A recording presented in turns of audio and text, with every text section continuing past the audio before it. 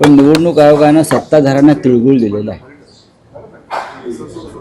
निवडणूक आयोगानं महाराष्ट्राच्या सत्ताधाऱ्यांना एक वेगळा तिळगुळ दिला. प्रचार संपला तरी तुम्ही प्रचार करू शकता. हे नवीनच आहे. प्रचाराची मुदत संपली तरी तुम्ही प्रचार करू शकता आणि तोही कसा, घराघरात जाऊन.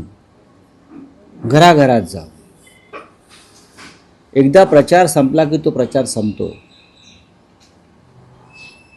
ही आतापर्यंतची परंपरा होती. आता आधीचे काय नियम आहेत वगैरे ते आता काढतायत हे लोक. पण अचानक या निवडणूक आयोगावर संशय यावा अशा प्रकारचं त्यांनी एक काल भूमिका घेतली की प्रचाराची मुदत संपल्यावरही राजकीय पक्ष आणि उमेदवार घरोघर जाऊन प्रचार करू शकतात.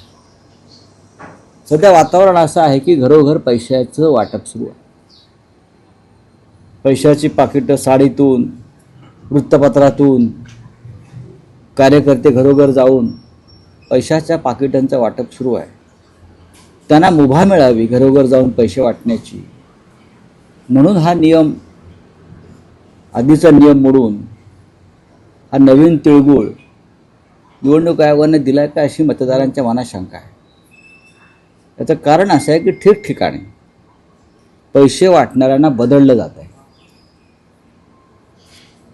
आणि आज दिवसभरामध्ये हे बदलण्याचं नाट्य जास्त प्रमाणात घडू शकेल.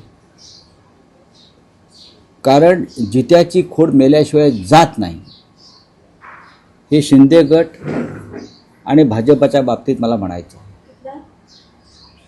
हिंदू मुसलमान आणि पैशाचं वाटप याशिवाय ही निवडणुका जिंकू शकत नाही. यांना कोणता विचार नाही, फक्त पैशाचं वारेमाप वाटप, सत्तेचा वापर, गैरवापर, याशिवाय यांच्याकडे निवडणुका जिंकण्याचं कोणतीही मोठी ताकद दिसत नाही. म्हणून आमचं लक्ष आहे आणि सन्माननीय राज ठाकरे यांनी सांगितलेलं आहे कार्यकर्त्यांना, सन्माननीय उद्धव ठाकरे यांनी आवाहन केलं आहे, दिसेल तिकडे ठोका, तरच हा महाराष्ट्र मुंबई वाचेल आणि लोकशाही वाचेल. लोकशाहीच्या रक्षणासाठी जर अशा लोकांना ठोकलं तर लोकशाही नावाची जी संस्था आहे ती ठोकणाऱ्यांना आशीर्वाद दे.